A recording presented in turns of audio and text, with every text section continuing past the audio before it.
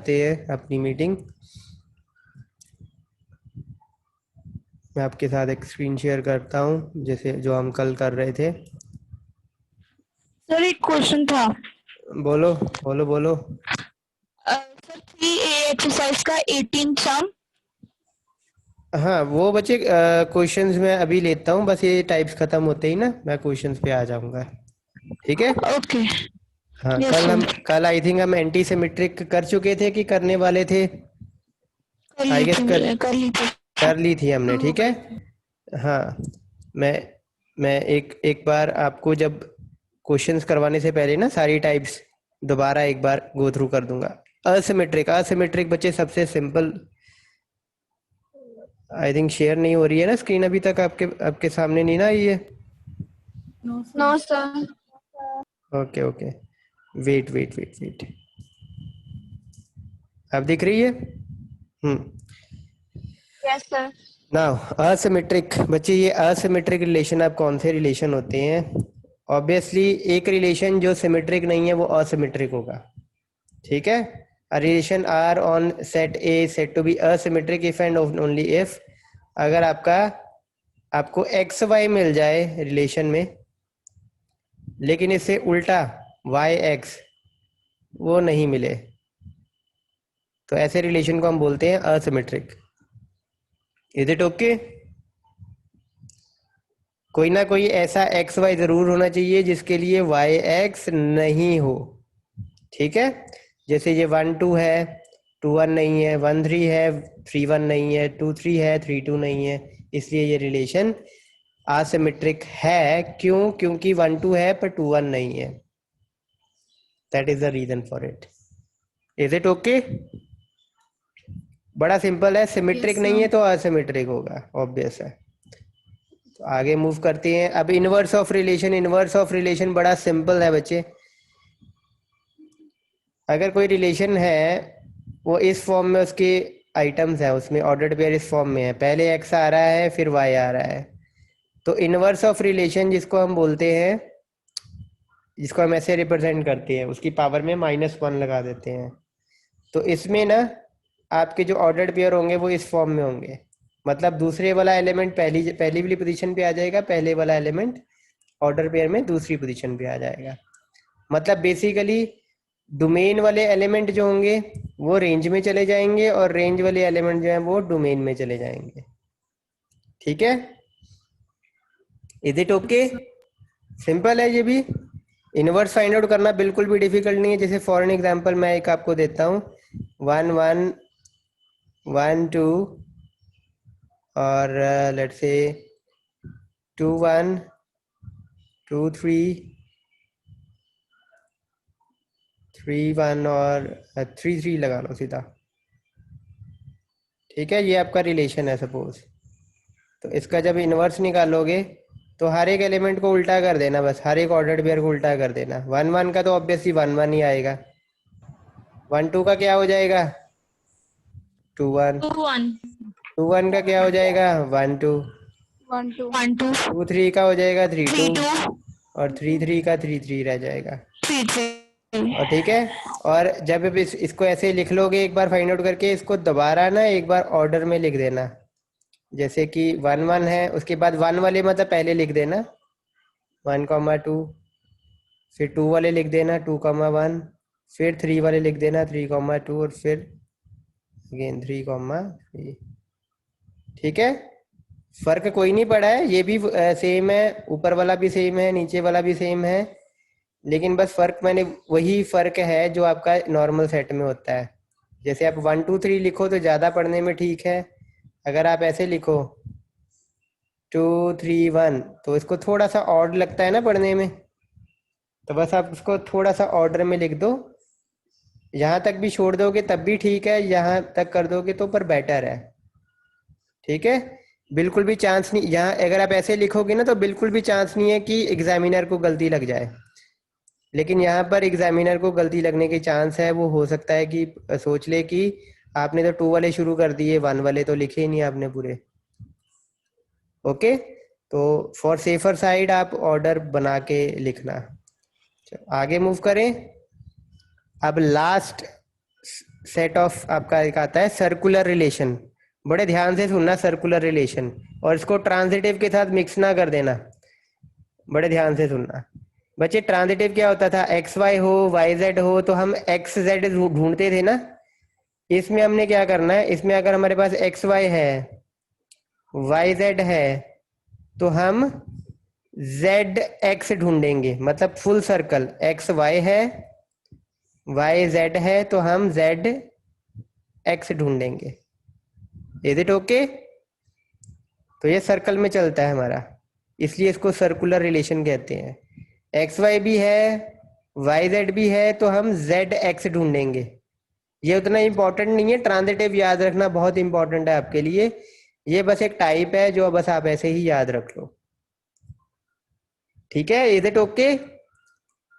Transitive Yes, sir. जैसा ही है, बस आप एक्स जेड नहीं ढूंढते हो, आप जेड एक्स ढूंढते हो, जो ढूंढना बहुत आसान होता है आपके लिए। देखो 1 1 है, 1 2 है, 1 2 है तो 2 3 है, 1 2 2 3 3 1 होना चाहिए, बहुत आसानी से मिल जाएगा आपको। Is it okay? Yes, sir. हाँ, इसको फाइंड आउट करना ज़्यादा डिफिकल्ट नहीं है, ट्रांजिटिव फाइंड आउट करना थोड़ा ज़्यादा डिफिकल्ट है।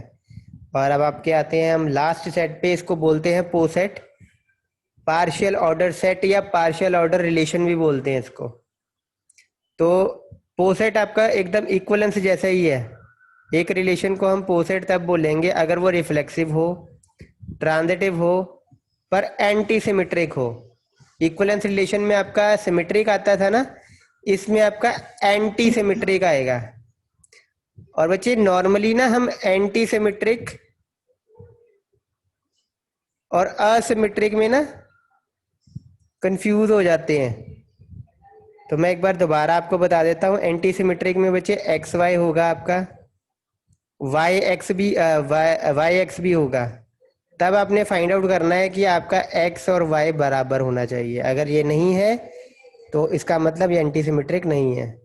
असिमेट्रिक में बस आपने ये चेक करना है एक्स वाई हो आपका, ठीक है, वो आर को बिलोंग करे, पर वाई एक्स आर को बिलोंग नहीं करना चाहिए बस।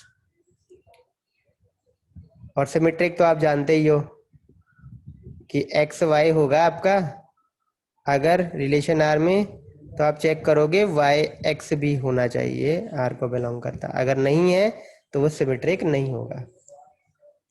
Is it okay? Is it okay? Yes, sir. Yes, sir.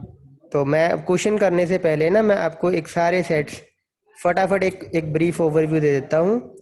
Equal relation बच्चे, ऑब्वियसली दो रिलेशन जिसके ऑर्डर पेयर सेम है वो इक्वल होंगे। नल रिलेशन, कोई ऐसा रिलेशन जिसमें एक भी ऑर्डर पेयर ना आए, खाली रिलेशन, उसको बोलते हैं नल रिलेशन। यूनिवर्सल रिलेशन बच्चे, Cartesian product of two sets को बोलते हैं यूनिवर्सल रिलेशन, क्योंकि इसमें सारे ऑर्डर्ड पेयर आ जाते हैं आपके। चौथा आपका आता है आइडेंटिटी रिलेशन।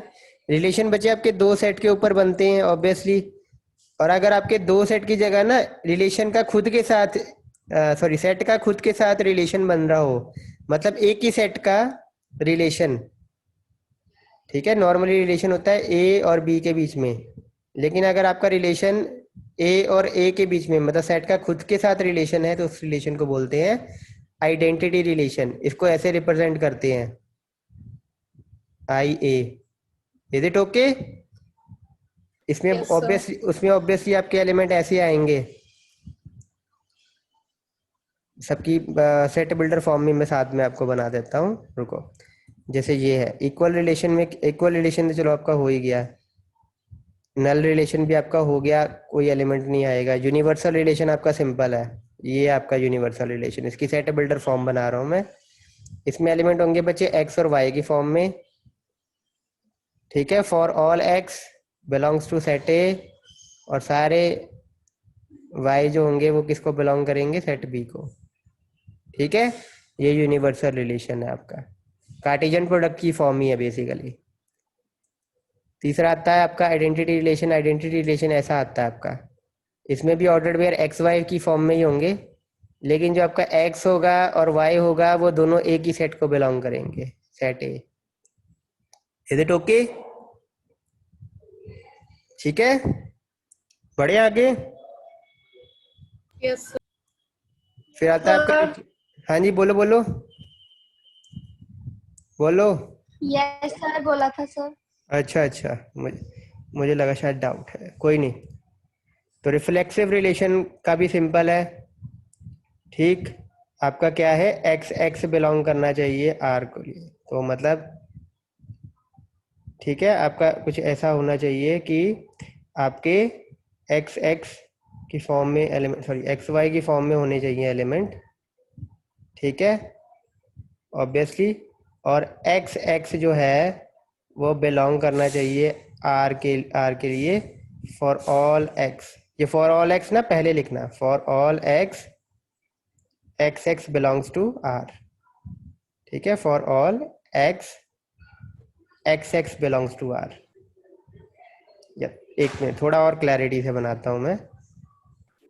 एक्स वाई के होंगे आपके, for all X belongs to A, set एक ए में जितने भी एक्स हैं उनके लिए एक्स एक्स जो है वो आर को बिलोंग करना चाहिए, ठीक है। याद है ना, 1 2 3 एलिमेंट हो तो 1 1 भी होना चाहिए, 2 2 भी होना चाहिए, 3 3 भी होना चाहिए। सिमिलरली आगे सिमेट्रिक, सिमेट्रिक की भी सेट बिल्डर फॉर्म बना देता हूँ। इसमें एलिमेंट ऑब्वियसली एक्स वाई, ये आपका चेंज नहीं होगा, एक्स वाई की फॉर्म में ही आने हैं।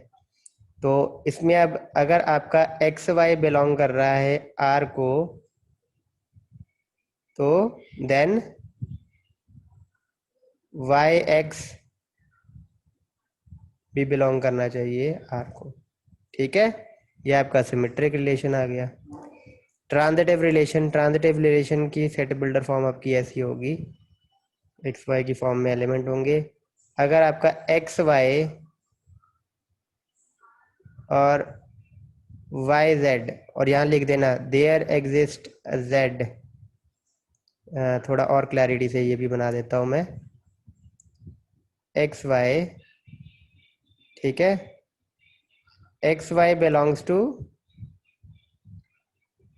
आर, ठीक है, there exist Z belongs to A such that Y Z belongs to, यहाँ सच दैट लिखना, ठीक है, सच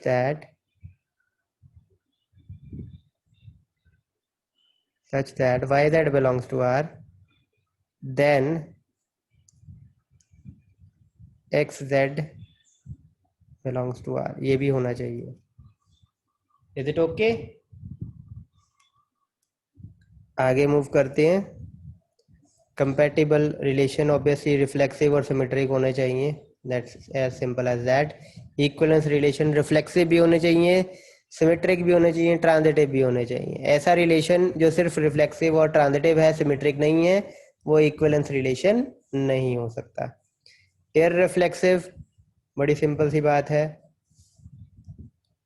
इसमें एक्स वाई की फॉर्म में होंगे एलिमेंट, और एक्स एक्स जो है वो आपका आर को बिलोंग नहीं करता होना चाहिए, बस सिंपल सा रूल है इसका। एंटी सिमेट्रिक, ये क्या कहता है, एक्स वाई की फॉर्म में आपके एलिमेंट होंगे। अगर आपका एक्स वाई और वाई एक्स बिलोंग कर रहा है आर को, then x is equal to Y, ये होना चाहिए, x और y बराबर होने चाहिए। असिमेट्रिक, बड़ा सिंपल सा है ये भी, एक्स वाई की फॉर्म में होने चाहिए आपके। और अगर आपका एक्स वाई बिलोंग कर रहा है आर को, ठीक है, तो Y X does not belongs to R, ठीक है। ये चाहे आप ना भी लिखो तब भी चलेगा, क्योंकि एलिमेंट हमने बताए हुए हैं एक्स वाई की फॉर्म में है। इनवर्स ऑफ रिलेशन नाउ, ठीक, इनवर्स का तो ये बनाया ही हुआ है, एक्स वाई की फॉर्म में होंगे, ठीक है, ऐसा है उसका रिलेशन। इनवर्स वाला ऐसा होगा कुछ, इसमें वाई एक्स की फॉर्म में होंगे एलिमेंट, ठीक है, for all X Y belongs to R, ठीक है, सारे के सारे X Y belongs to R के लिए वाई एक्स आएगा आपका, that's it. Circular relation again it's very simple, X Y की फॉर्म में इसके एलिमेंट्स होंगे। X Y belongs to R, there exist Z such that, ठीक है, जेड हमने एक वेरिएबल यूज करना है ना, इसलिए पहले डिफाइन करना पड़ेगा। Y Z belongs to R, then circular zx should also belongs to R। और लास्ट आपका पोसेट रिफ्लेक्सिव होना चाहिए, ट्रांजिटिव होना चाहिए और एंटी सिमेट्रिक होना चाहिए। Is it okay? Yes sir. एक बार आप 2 मिनट का ब्रेक लेके आप सोच लो, कोई भी रिलेशन में आपको प्रॉब्लम हो तो बताओ, उस पर मैं दोबारा एक बार आपको समझा देता हूँ, फिर हम क्वेश्चन से शुरू करते हैं।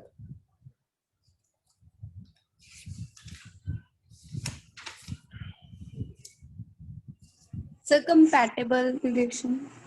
कंपैटिबल रिलेशन, ये रहा आपका कंपैटिबल रिलेशन, पढ़ो इसको, बड़ा सिंपल सा है। रिलेशन रिफ्लेक्सिव होना चाहिए, सिमेट्रिक होना चाहिए, उस रिलेशन को हम कंपैटिबल कहेंगे। तो आपको पता ही है रिफ्लेक्सिव क्या होता है, सिमेट्रिक क्या होता है, ये दोनों प्रॉपर्टी सेटिस्फाई होती हैं तो कंपैटिबल रिलेशन होगा।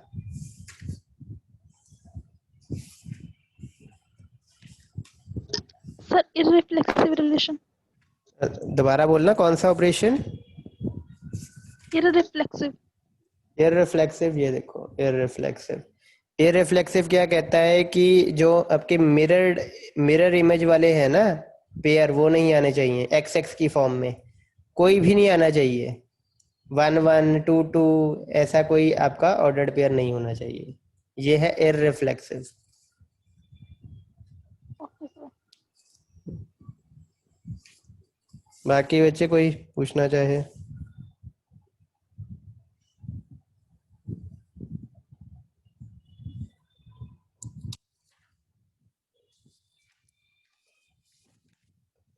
हाँ, अब वो बच्चा बोले जो 3A का कुछ कह रहा था, कौन सा क्वेश्चन उसका नहीं हुआ?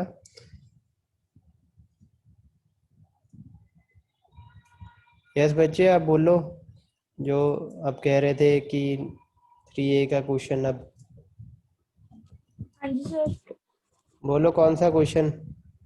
कार्टेशियन प्रोडक्ट का है वो। हाँ बोलो बोलो, कौन सा क्वेश्चन?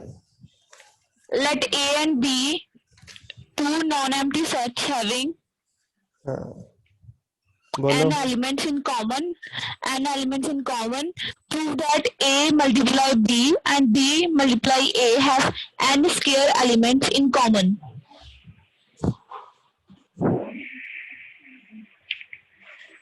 तो ये बस। कौन सा क्वेश्चन नंबर कौन सा है, मेरे को सुनाई नहीं दिया अच्छे से। Sir 18th। 18th, okay, last question है। Let A and B be two non-empty sets having n elements in common. Prove that A cross B and B cross A have n square elements in common. This is the question. Yes sir. Okay, तो ये कुछ हम अब ऐसे लेके चलते हैं। अब वो क्या कह रहा है कि जो ये यूनियन होगी इसमें n एलिमेंट्स हैं, ठीक है, या जिसको आप ये कह देते हो। क्वेश्चन का मतलब बेसिकली ये है कि ए और बी के कॉमन एलिमेंट्स हैं n, और आपको बस ये बताना है, ये चीज करनी है सर आपने कि यूनियन बोला लेकिन इंटरसेक्शन सॉरी, लिखना है। इंटरसेक्शन उनके कॉमन कॉमन बोल रहा हूँ ना मैं, कॉमन कॉमन मतलब Yes sir. इंटरसेक्शन। और अब वो क्वेश्चन बेसिकली ये है कि वो कह रहा है कि ए क्रॉस बी की इंटरसेक्शन की जाए बी क्रॉस ए के साथ, ठीक है, सॉरी यहाँ पर ब्रैकेट है, बी क्रॉस ए के साथ, तो इनमें जो कॉमन एलिमेंट आएंगे वो n स्क्वायर होने चाहिए, ठीक है। ये प्रूफ करना है हमने, ये वाली चीज को, ठीक है, ये चीज गिवन है, and this thing you need to prove. Is it okay? Yes, इतनी sir. क्वेश्चन तो समझ लग गया ना कि क्या करना है हमने बेसिकली। Yes, sir. तो इसका बड़ा सिंपल सा थ्योरेटिकल आंसर है, ठीक है, कोई प्रैक्टिकल आंसर नहीं है। अब इसको बड़े ध्यान से सुनो। ए इंटरसेक्शन बी में कितने एलिमेंट कॉमन है? एन, है ना? ऐसा ही है ना? जब हम ए क्रॉस बी करते हैं, ये देखो number of elements in A cross B, ये कितने आते हैं? N A into N And B. B. जितने भी आपके एलिमेंट हैं ए में और जितने भी आपके एलिमेंट हैं बी में, B में. राइट? तो अब इसमें अब आपके कॉमन एलिमेंट कितने हैं? एन। N. इतने एलिमेंट्स आपके जो है वो N. कॉमन है आपके। अब इसको आगे मूव करते हैं। इसमें आपके एन एलिमेंट्स कॉमन हैं, तो ऑब्वियसली अगर आप ए की क्रॉस प्रोडक्ट करते हो बी के साथ, लेट अस सपोज ए की क्रॉस प्रोडक्ट करते हो आप बी के साथ, तो वो जो कॉमन एलिमेंट होंगे एन, इसमें भी होंगे और इसमें भी होंगे, ये N elements in N elements के साथ अपना पेयर बनाएंगे ना। ये वाले N elements in N elements के साथ अपना पेयर बनाएंगे ना, कॉमन जो एलिमेंट्स हैं, Yes, है ना? sir. तो कितने पेयर हो Yes, गए? sir. एन स्क्वायर हो गए। और जो N B square. Cross A करोगे आप, बी क्रॉस ए करोगे, इसमें भी एन एलिमेंट्स हैं, इसमें भी एन एलिमेंट्स हैं। ये वाले कॉमन एन एलिमेंट्स इसके साथ भी एन एलिमेंट्स के साथ पेयर बनाएंगे, तो वहां पर भी आपका एन स्क्वायर ही बनेगा। और एक और चीज जो अब मेन समझने वाली है, ये एलिमेंट्स कॉमन है, मतलब अगर यहाँ 1 होगा तो ये भी 1 होगा, ये 2 होगा तो ये भी 2 होगा, है ना? तभी कॉमन होंगे ये। और सिमिलरली बच्चे, यहाँ पे 1 होगा तो यहाँ पे भी 1 होगा, यहाँ पे 2 होगा तो यहाँ पे भी 2 होगा। तो ये वाले जो आपके एलिमेंट्स निकल के आएंगे, ये डेफिनेटली कॉमन ही निकल के आएंगे। तो ये आपका एक Yes, sir. थ्योरेटिकल आंसर होगा टू दिस थिंग। और अभी तक आपने जैसे नॉर्मली देखा ही है कि आपका 1 या 2 लाइन की आपकी प्रैक्टिकल है, बाकी आप थ्योरेटिकली ही सब कुछ बोलते हो 1-2 लाइन में, है ना? तो सेट और रिलेशन काफी हद तक आपका कुछ ऐसा ही एक चैप्टर है जिसमें सॉल्व करने को बहुत कुछ नहीं है, आंसर आपका 3 लाइन में ही आ जाना है, लेकिन उसके पीछे की वजह वो आपको एक सेंटेंस में देनी पड़ेगी। वो सेंटेंस मैंने आपको बता दिया है ना यहाँ पे। They are Yes, having sir. n common elements. These n common elements will be pairing with the n common elements in the other set, and vice versa in case of B cross A. Okay, and those ordered pair will be the same and identical. That's it. This is the answer for your question. Is it okay? Okay, thank you, sir. Yes, sir. Okay. Any other question from any other student? उसके बाद हम फिर relation वाले questions में move करते हैं।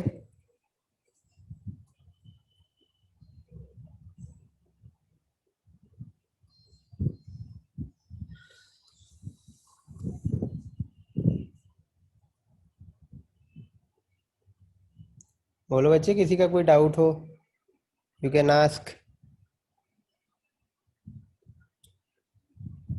चलो फिर हम क्वेश्चंस करते हैं। आज 2-3 एग्जांपल्स करते हैं इसकी। तो लेट अस से हम पहले एग्जांपल पे चलते हैं। तो बुक्स हैं, चलो नई भी हैं तो वही मैं यहाँ पर क्वेश्चंस बोल रहा हूँ आपके।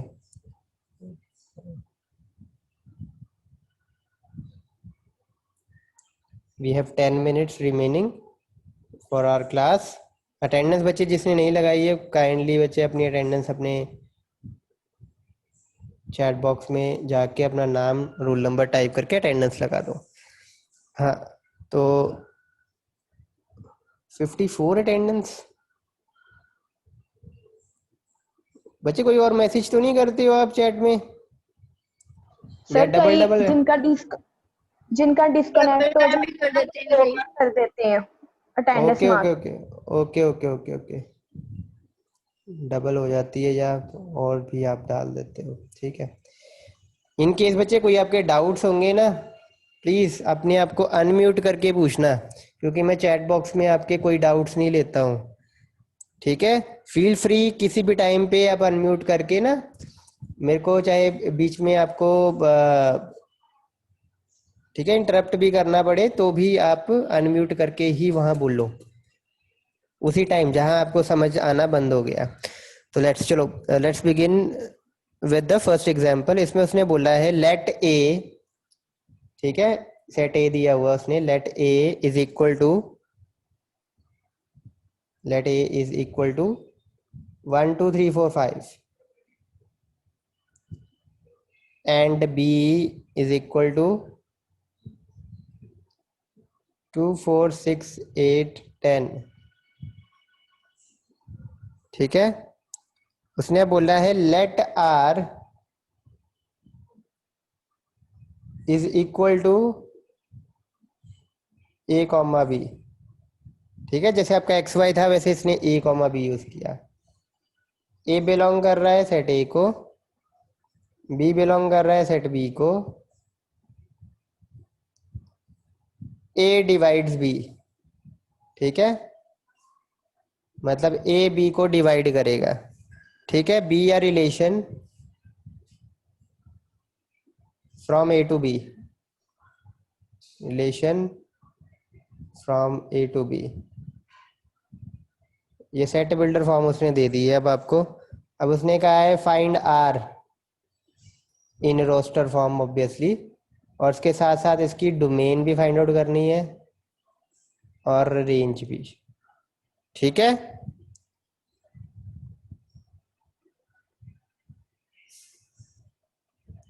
ठीक है, और ये शो भी करना है, शो दैट जो डोमेन होगी आर की, डोमेन ऑफ आर जो होगी वो ए के बराबर है, और रेंज जेडी है, रेंज जो है आपकी वो बी के बराबर है। ये शो करना है, ये ऑब्वियसली शो हो जाएगा जब आप फाइंड आउट करोगे।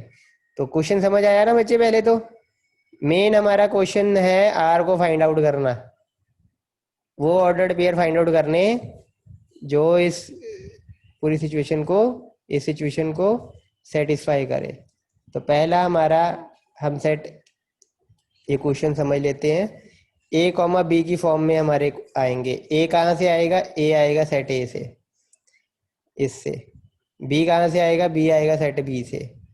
और कौन से ऑर्डर्ड पेयर आएंगे? जिसमें ए वाले एलिमेंट जो है वो बी को डिवाइड करेंगे। तो पहले मैं 1 से शुरू करता हूँ, देखता हूँ 1 किस किस को डिवाइड कर सकता है इनमें से, बताओ। 1 किसी को डिवाइड,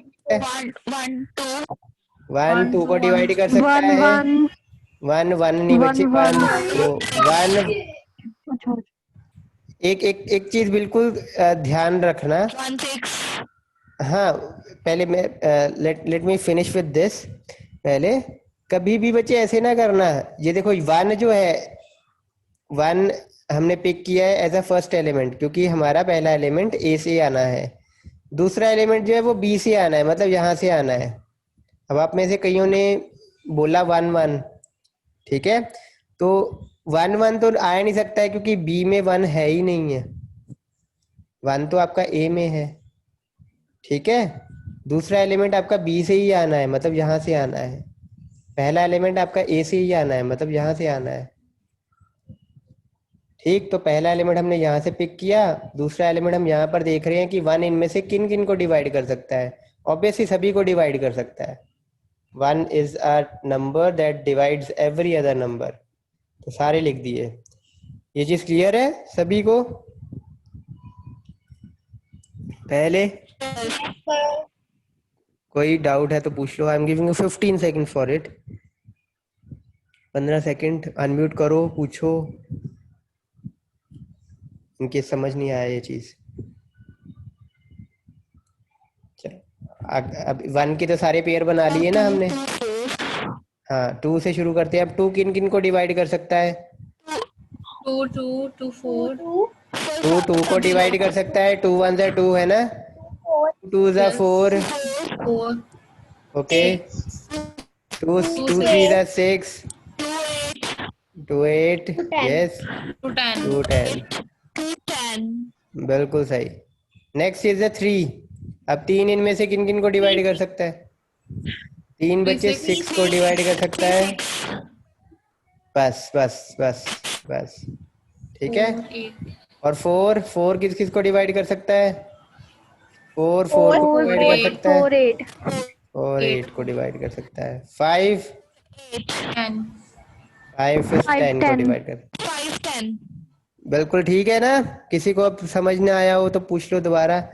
ये हमारे रिलेशन के ऑर्डर्ड पेयर आ गए।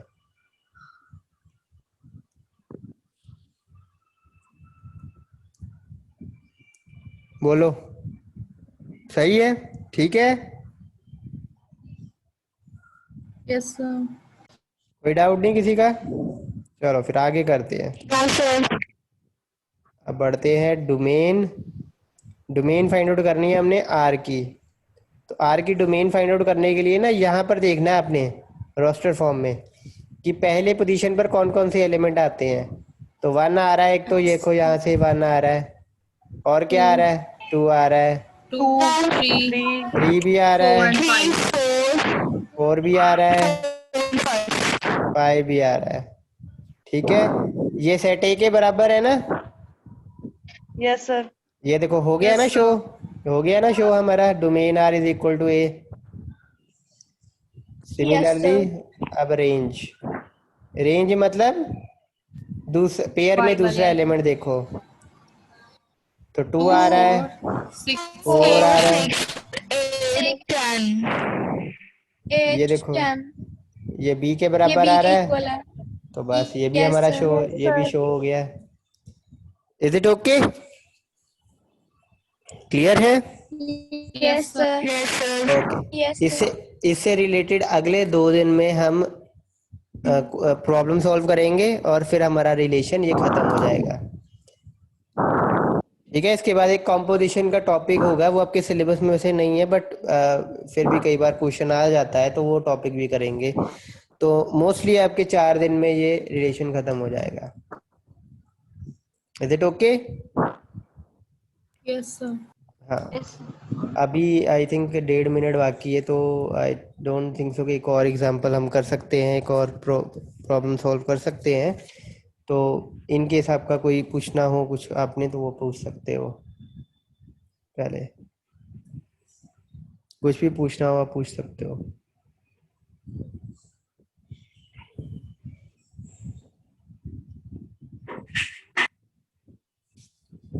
मीटिंग एंड कर दूं मैं? इन केस आपने कुछ नहीं आगे कोई डाउट या कोई क्वेश्चन नहीं पूछना है तो।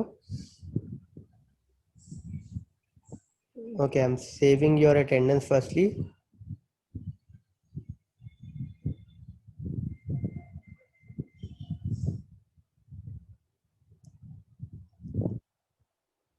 चलो ठीक है बच्चों, मैं मीटिंग एंड कर रहा हूँ, हम कल यहीं से कंटिन्यू करते हैं। thank you sir ओके, और असाइनमेंट मेरे को दे दो जल्दी से जल्दी कल तक।